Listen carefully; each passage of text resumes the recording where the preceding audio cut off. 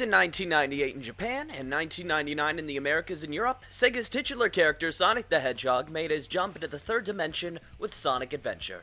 Just a few years earlier, Sonic was claiming his spot as one of gaming's biggest icons with his trilogy of Genesis games, and CD, that rocked the socks off every kid on the block with all of that blast processing. However, with the release of Sega's second console, the Saturn, Sonic kind of went into a series hibernation. The console was flopping like a bass on dry land in regions outside of Japan.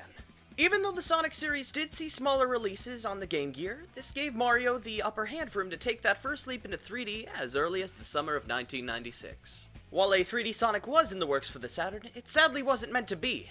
And for good reason. It looks like garbage. Nevertheless, Sonic Adventure released to a positive reception. The fans loved it and the critics were fairly positive with it. At the time. Unfortunately, the thing about Sonic Adventure is that it has not aged particularly well. If you go to any review site, you'll see re-release scores range from this site to No, it was a dud. On the other hand, scores for the Dreamcast original shout a fair amount of praise. So is it really as bad as it seems in the modern eye? Or are these reviews another byproduct of the 2006 impact? Good day to you all, I am the Squire and welcome to my very first Inquire. Let's take a look at Sonic Adventure.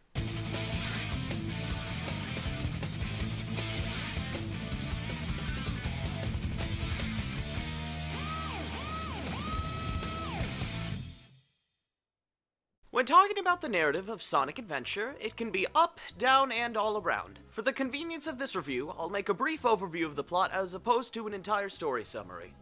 With that out of the way, how does our narrative follow? During that cliché dark and stormy night, Knuckles the Echidna is reminiscing to himself how lonely he is as the guardian of the Master Emerald. Suddenly, the glass shatters on the thing he was supposed to be watching to reveal a liquid entity known as Chaos. Knuckles tries to give him the boot, but is made a fool out of by getting pushed down some stairs.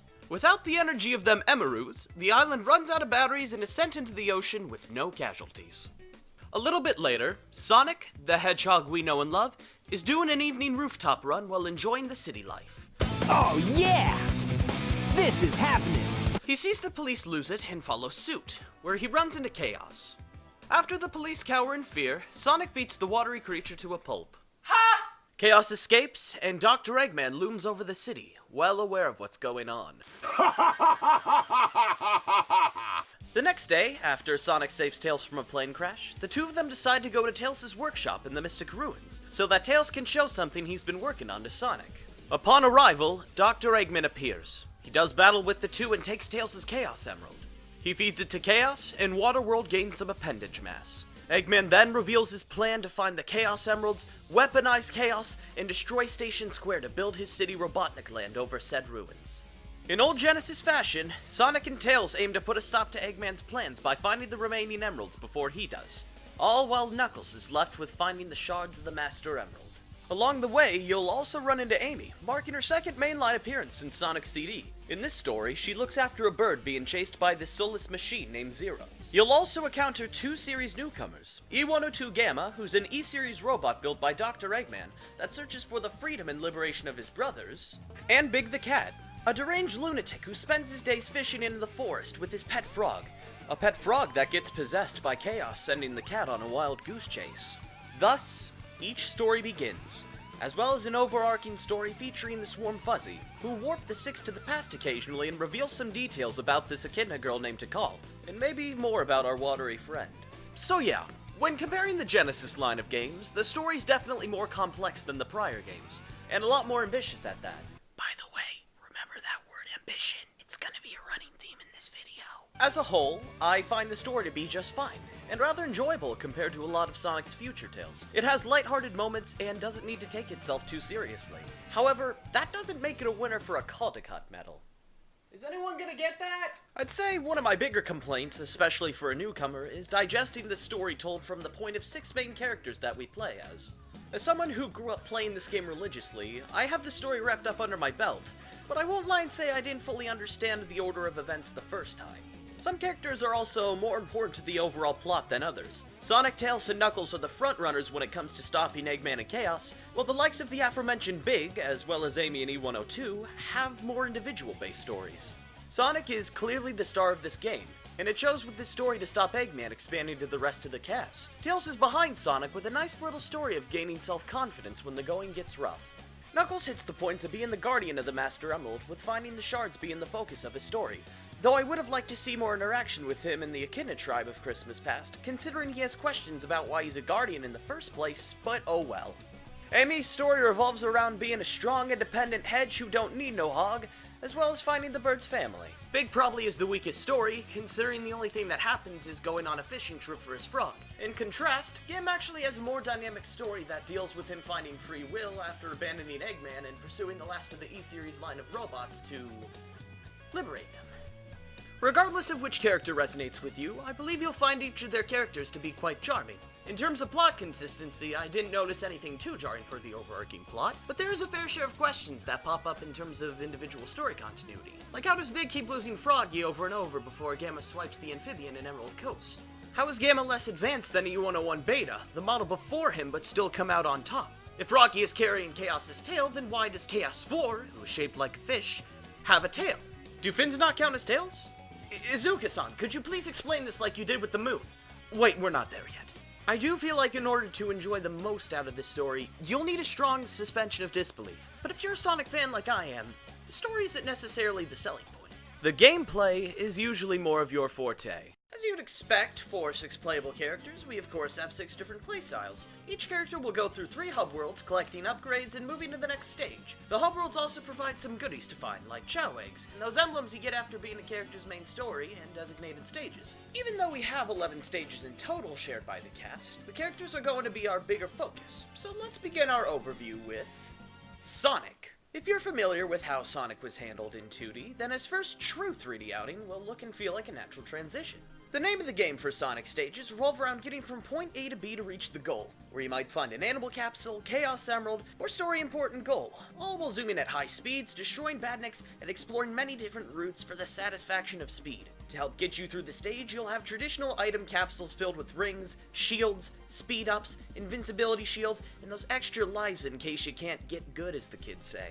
In terms of gameplay, I feel Sonic controls like a dream in a 3D environment, and I can't quite emphasize that enough. While a little bit floaty, his jumps feel a lot similar to his classic counterpart's jump with an added Z-axis. Nothing is more satisfying than performing a homing attack from a chain of airborne enemies or even an item capsule. His trademark spin dash is even more chaotic and euphoric to pull off. Nothing quite says Oh yeah! more than triggering that burst of speed into an enemy or cutting corners in a stage for the quickest time. Introduced in this game is the Lightspeed Dash. You see a trail of rings? Then charge up your spin dash long enough and you'll go Chaos mode. Don't be alarmed, just let go of the action button near trail of rings and you'll zoom right by while evading your demise. It'll even charge quicker if you nab that crystal ring power up. Sonic can also perform a Lightspeed attack when it's unlocked. It's a little more situational than the other power-ups he obtains, usually for getting into Red Mountain and dealing with select bosses, but it's pretty neat. Though I prefer its Adventure 2 counterpart if I'm honest. The stages brought to the table include some of my favorite levels in platforming. There's just something too fun about speeding through all these varied environments. I'd say no doubt that Sonic is my favorite part about this game. Sure, the camera might be awkward or rough at times, which can potentially hinder certain platform segments. It's not really enough to impede my opinion on Sonic and other characters as well, even if it gets stuck. Speaking of other characters, Tails. Similar to Sonic, Tails stages play the most similar. As in the exact same, but you're in a race to point B. Not to worry, the AI of the racer is relatively simple, but if you know how to snap Tails into 2, you'll notice that the rubber banding on the AI breaks as well. In terms of combat, he can do a tail spin and roll into a ball, but why would you want to engage in combat where you can fly past almost all the enemies? Just like Days of Old, Tails can fly in the air for a short time, even faster with the Jet Anklet power-up if you find it. To keep him in the air in his stages, there are specific gates that Tails can fly through to put him ahead of the race, which is nice if you somehow struggle against Sonic. But if you know how to break Tails' gameplay, why bother? Look what I'm doing to poor Windy Valley right now. However, this is just Windy Valley, and the rest of Tails' stages are pretty alright with balance, especially Ice Cap and Speed Highway. Even if Tails is a little different from Sonic with the foot races, it's still nice that he doesn't branch too far from Sonic. They call me Knuckles. Rougher than the rest of them, Knuckles is structurally different compared to his classic iteration. To hunt for Master Emerald shards, you'll have Knuckles explore more open areas of stages to beat up badniks, climb walls, and dig for the Emerald shards. He is a lot more acrobatic with his kit this time, as he can stay in the air for a good amount of time thanks to his gliding. That's also not to mention his arsenal of combat. A 3-punch combo and a rage lightspeed attack. He can also roll into a ball like Sonic and Tails. Your emerald radar down hither will help you know if you're close to a shard, so keep your eyes peeled for that thing to turn a high-eyed red. To assist you, you have the glowing warm fuzzy from before, which will point you in the right direction.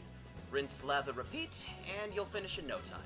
While Knuckles doesn't necessarily have the start-to-finish structure like Sonic and Tails, I didn't see it as too much of a problem, considering we get to explore the more open areas and levels we might zoom past with the two. While it might take a little longer or shorter with progression, I don't have much of an issue with treasure hunting in Sonic Adventure. Alright, so far the original trio seems to be pretty fun in a 3D plane. A pretty ambitious jump for them. Ah, there's that word again. Knuckles is a little different, but I'm sure it's no skin off the back for now. Amy! It can never be that simple, can it? Alright, we're starting to get into more polarizing territory in terms of the gameplay. Starting with Amy, her stage progression is a lot like Sonic and Tails in terms of point A to B. Get to the floating balloon, all while avoiding your robot pal Zero over here, who poses as much threat as regular fodder. Gameplay this time is a little bit slower, and has more emphasis on platforming than speed. Like so, Amy's base acceleration is substantially watered down. Gathering momentum takes about 4 scores compared to Sonic, and slopes are her worst nightmare. As a result, her turns take a hit, and she's a lot stiffer compared to the 3 mentioned prior, which is a bit of a shame for her first playable appearance. I guess it isn't so bad considering you can use her Pico hammer to keep traction in the air, which I'll admit is pretty fun to pull off, but I do wish Amy's acceleration was a bit better as opposed to feeling like a sandbag. She can also pull off this spin attack maneuver, which I never really used if I'm honest, though I think it'd come in handy for this whack-a-mole game. Even if I'm a little down on Amy, I don't really mind her stage design, and I think that's because it's built around her for the most part. Her areas are fairly unique and make good use of switches, springs, levers, and rockets seen throughout the game. Even if they're short in numbers, Amy's levels never really get me down when coming back to this game. Big. Big is subpar. That's it. Can we move on to Gamma? No? Alright. All the big stages revolve around fishing for Froggy, a series first and subsequently a series last. Finding Froggy is usually simple, as he'll be in walking distance of Big. You can also find these other animatronic fish, but they're saved more for the additional emblem missions if anything. Your main priority is Froggy. As for the fishing itself, this is where Adventure's strongest faults start to shine. While fishing, you have little to no control over your camera, only the sharp movements Big can make if you tilt the control stick. The problem is, casting can be too much of an overshot, aiming is pretty sensitive, and the lure will just continue to sink unknowingly without reeling it back in. If you do catch a fish, it's going to reel back till Saturday night. You have this stress meter, so you'll need to fish forcefully, but not too forcefully. Lure breaks, you lose a life somehow. I'm still a little lost to this day how the fishing mechanics work. Is there something I'm missing with jostling the fish back and forth? Is there a way to reduce the stress meter while fishing for one of the big guys? Either way, Big's style comes off as pretty unnecessary, and while he's garnered his fair share of fans, it's clear he had a rocky start. Come the day we get a Sonic Adventure remake, I really do hope we get a fully realized and ironed out Big. I notice we have a lot of this level to explore, but it's never really important to where Froggy's locked location is, other than searching for this upgrade in Ice Cap. Was Froggy supposed to appear in other parts of the map? Maybe we'll never know for sure. But hey, at least Emerald Coast looks nice. Gamma. On a brighter note, the worst part is over and now we are at Gamma.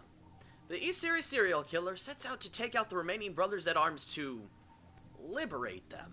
You start with this simple shooting range missions, but eventually blast your way from beginning to end. Your goal is to defeat the E-Series robot before time runs out. While these end-of-stage bosses are a pushover, I think they serve as a nice change of pace when it comes to finishing a level. It's kind of like how Mega Man and the Robot Masters you have to deal with without getting a new power-up in the legs. As stated, Gamma is the only character to have a timer. It's rather generous, unless you're bad at shooters, but as long as you combo your shots into the other badniks, you'll be fine. Gamma controls quite pleasantly, with the abilities to shoot, roll out, jump astronomically, and hover in the air for a period of time. Out of all the characters, I feel like Gamma has the shortest stages in the game. If you don't count Big anyways. Not like shortest story or amount of stages in the game, as that goes to Amy, but at one moment you're in the final egg, and the next thing you realize is that you're taking out the last of your kind. Which is not really a problem, as Sonic is arguably still the main course of the game. In terms of characters, I find most of them to be fairly enjoyable. There is a lack of polish in a few areas, but what about everything else that they can do outside the levels they traverse? Outside of the action stages, each character will take on a number of bosses, and just like Gamma's, they're all piss easy. While some pose a fun challenge or a neat pattern like Egg Viper or E101 Mark II, it's the usual rinse and repeat at the end of the day. Especially Chaos 4. Another issue with Sonic Adventure I have in the case of playing Sonic, Tails, and Knuckles back-to-back is that you have to fight Chaos 4 a total of 3 times. It's a rather slow process with no clear strategy except waiting for it to surface for air. Some repetition in games I don't mind, but this pursue Eggman from the Mystic Ruins part of the story kind of wore down for me after a while.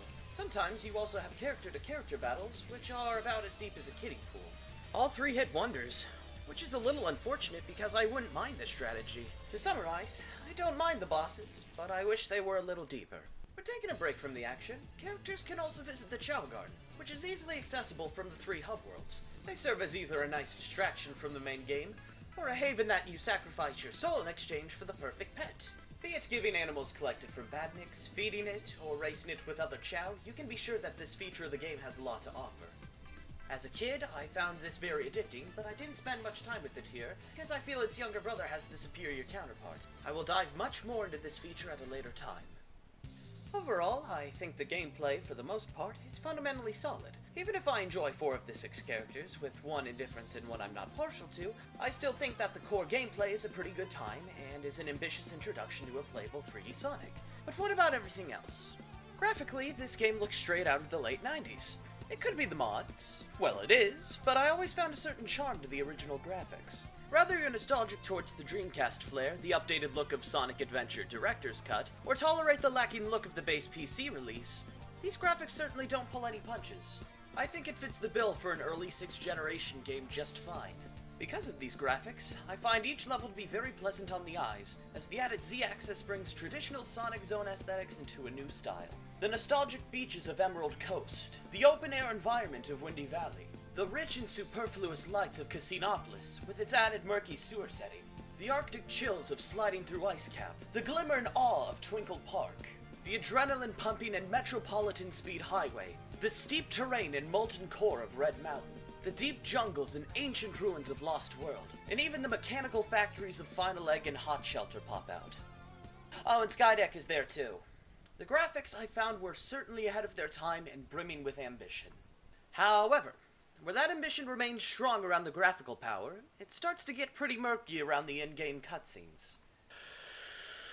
While games like Metal Gear Solid had faceless interactions with deep and meaningful voice acting, while games like Crash Bandicoot 2 and 3 had very cartoony, well-synced animations, and while games like Banjo-Kazooie had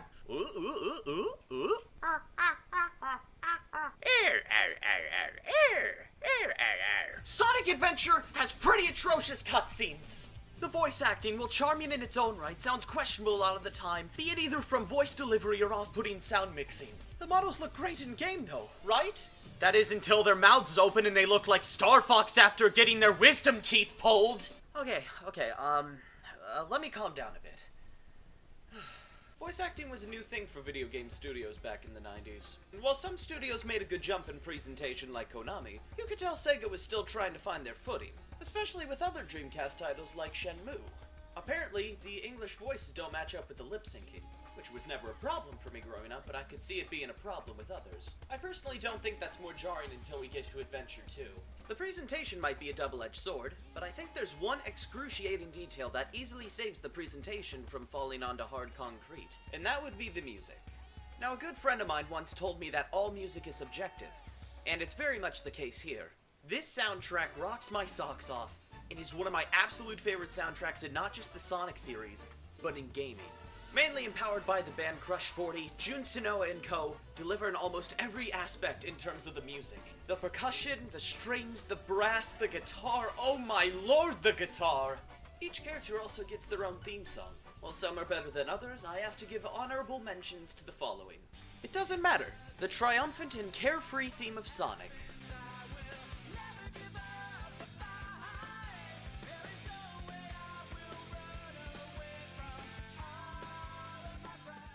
Unknown from M.E., an acoustic rap jazz piece that represents Knuckles.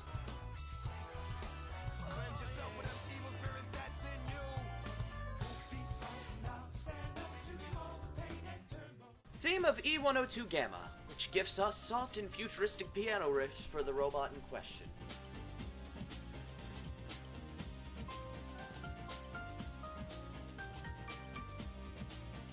And of course, open your heart. The game's main theme that spoke to every kid's heart growing up who played this game.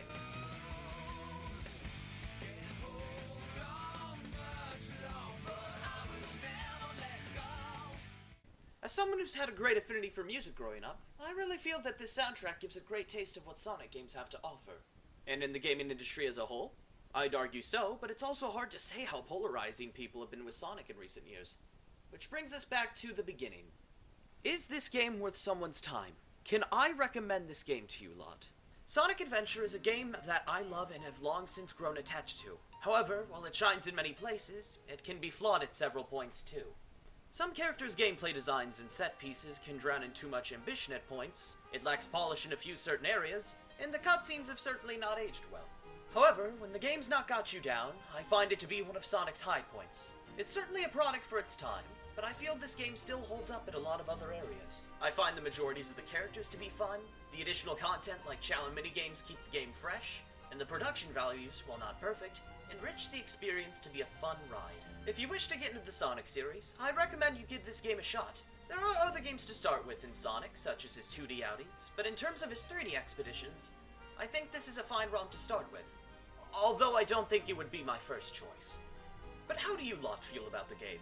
If you want to watch more, be sure to subscribe on the fly and like this video. I find feedback to be very helpful. If you got a game you'd like me to inquire, be sure to let me know below, and I might take it into consideration. Thanks for watching. I've been the Squire, and be kind to one another. All's well that ends well, right? Sonic?